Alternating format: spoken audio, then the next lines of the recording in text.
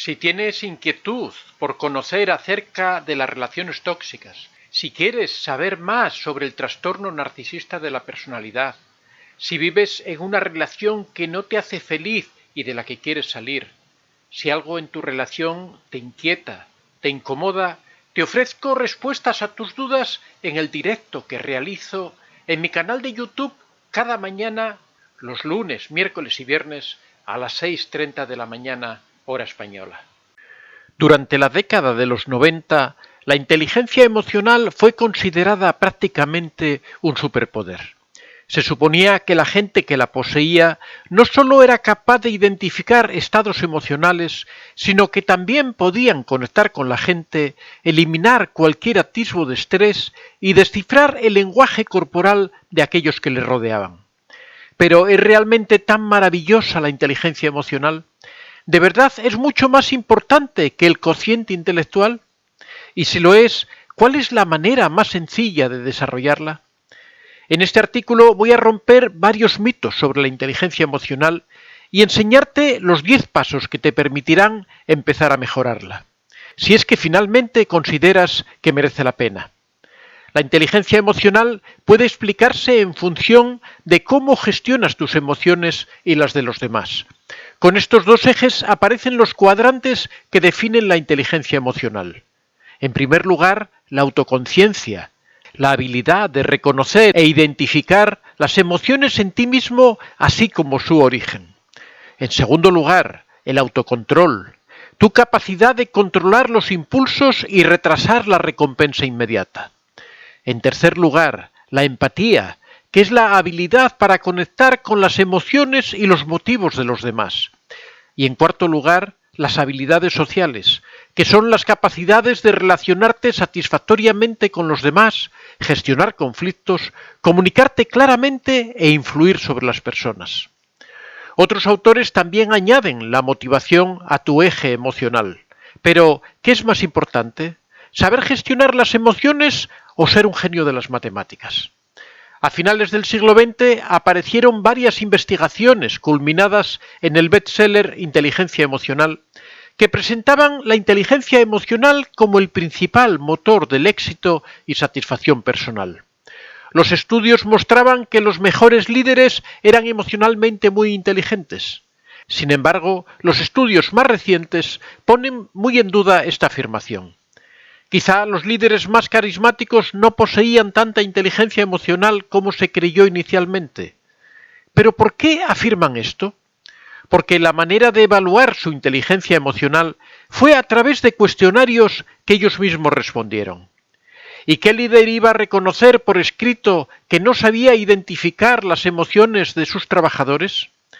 Las últimas investigaciones también apuntan a que existen profesiones donde un exceso de inteligencia emocional puede ser contraproducente, como por ejemplo en el caso de los mecánicos, científicos o contables. Si tu trabajo es interpretar datos o reparar coches, ser especialmente sensible a las expresiones faciales, lenguaje corporal y emociones de aquellos que te rodean puede ser una grave distracción. Pero tampoco hay que pasar del blanco al negro de la forma más absoluta. Existen otras profesiones como las de comercial, coach o médico, donde saber leer y regular las emociones es básico. En resumen, la inteligencia emocional es importante, pero no es la panacea que nos soluciona todos los problemas. En ciertas situaciones puede ser muy útil y en otras el cociente intelectual puro y duro, o sea, la capacidad de analizar y sacar conclusiones, puede ser más determinante. ¿Realmente se puede mejorar la inteligencia emocional? La teoría más generalizada es que incrementar el cociente intelectual es prácticamente imposible. Por eso, la mayoría de cursos y coaches han apostado por aumentar la inteligencia emocional, aparentemente mejorable con la práctica. Pero, ¿crees que existe alguna evidencia de que esto sea posible? ¿Y hasta qué punto podemos mejorar la inteligencia emocional? Se han publicado ya más de 2.500 artículos desde que apareció el concepto de inteligencia emocional.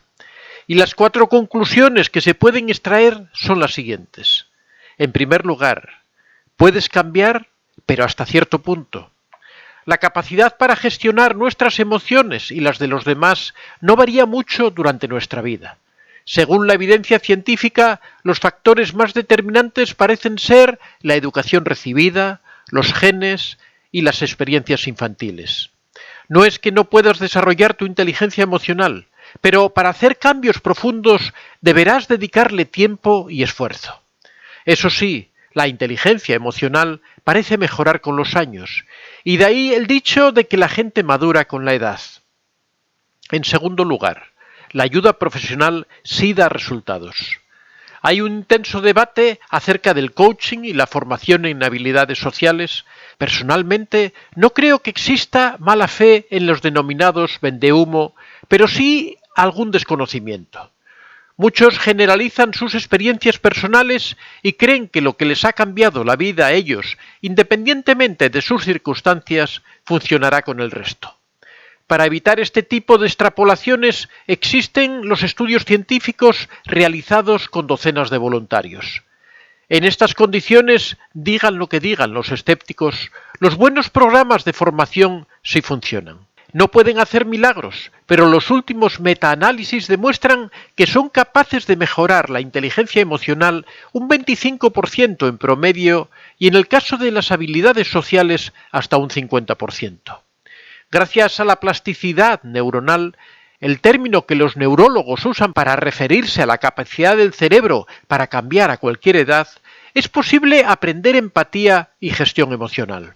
En este último caso, la mejora puede llegar hasta el 35% según la literatura científica.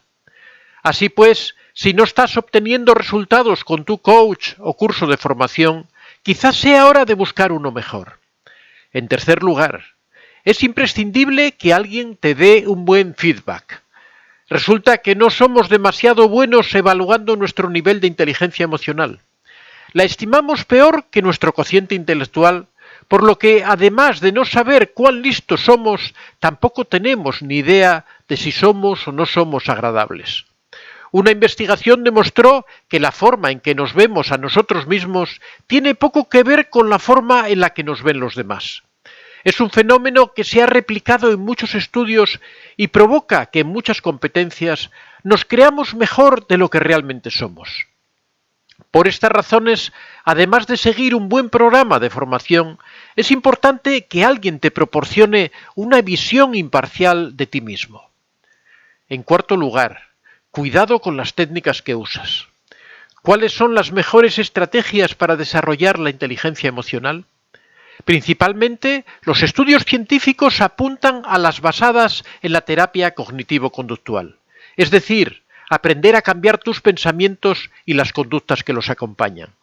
Mejorar tu capacidad de aceptar y perdonarte. Nos referimos a la autocompasión, un concepto que cada vez va a sonar más. ¿Y cuáles son las técnicas que no funcionan? Las autoafirmaciones positivas. Ándate con ojo con aquellos coaches o programas que prometen mejorar tu autoestima con mensajes positivos hacia ti mismo. Yo lo valgo, yo soy el mejor, yo me amo, etc., ya que según los estudios científicos a menudo resultan contraproducentes. El objetivo de un estudio controlado publicado en el año 2009 era ver si con un programa adecuado se podía mejorar la inteligencia emocional en un grupo de voluntarios en comparación con otro grupo que no recibió entrenamiento alguno. El resultado fue un notable incremento a corto y medio plazo. En el programa, los participantes recibieron una serie de clases teóricas con ejercicios. A continuación encontrarás las 10 primeras lecciones más importantes para desarrollar una sana inteligencia emocional. En primer lugar, detecta la emoción que hay detrás de cada uno de tus actos. Casi todos vivimos desconectados de nuestras emociones. Las experiencias negativas que sufrimos durante nuestra vida nos enseñan a aislarnos de las emociones para protegernos. No puedes eliminar tus emociones, pero debes ser capaz de conectar con ellas y entender cómo influyen sobre ti. Cuando algo te haga actuar o sentirte de una determinada forma, párate un segundo, reflexiona sobre la emoción que hay detrás y trata de encontrar su origen.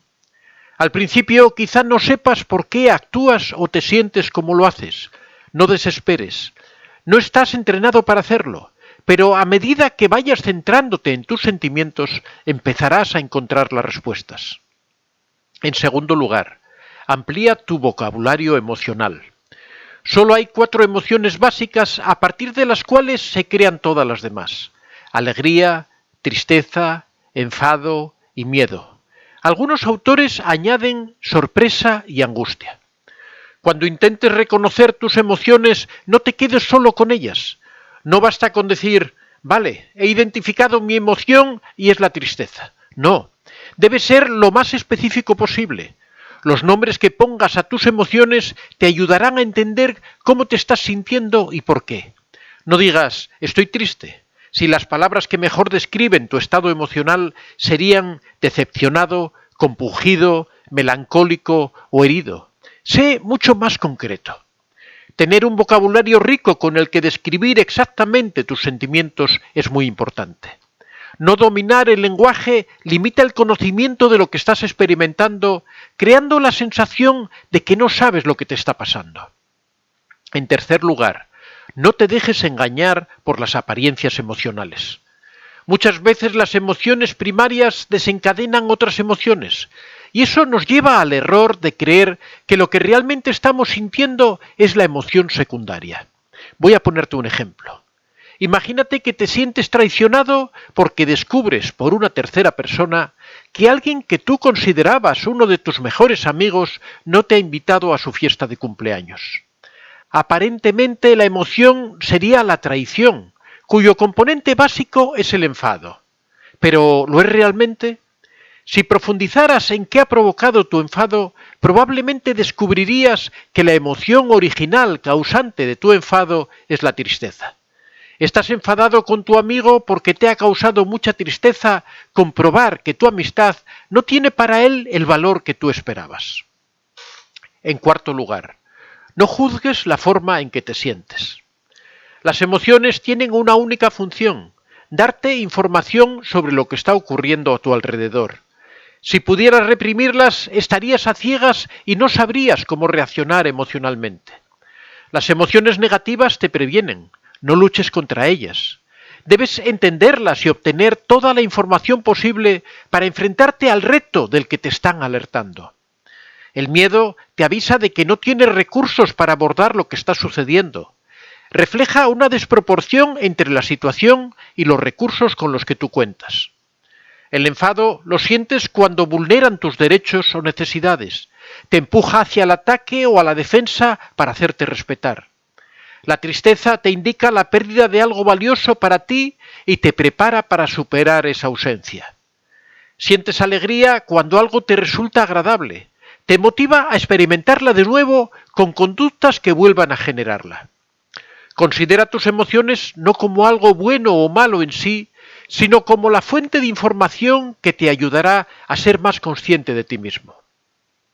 En quinto lugar, descubre el mensaje oculto de tu lenguaje corporal. Si te cuesta identificar tus emociones, fijarte en tu lenguaje corporal te dará muchas pistas de lo que está ocurriendo en tu interior. Por ejemplo, hay gente que al inicio de un enfado se cruza de brazos porque empieza a sentirse agredido. Si relacionas este tipo de cambios en el lenguaje corporal con tus emociones, serás capaz de detectarlas mucho antes. Y no solo se trata de cambios posturales. Las emociones también provocan manifestaciones fisiológicas automáticas como rubor cuando te enojas o presión en el pecho cuando estás triste. Empieza a encontrar patrones en las sensaciones físicas que experimentas cuando se desencadenan en ti determinadas emociones y te convertirás en un maestro Jedi emocional. En sexto lugar, controla lo que piensas para controlar cómo te comportas. Muchas personas se excusan diciendo que en los momentos emocionales pierden el control y que no son dueños de sus actos. Pero solo tienen razón en parte. Los sentimientos son el resultado de la emoción y de lo que piensas sobre esa emoción. No puedes evitar la emoción, pero sí que puedes modificar tus pensamientos al respecto.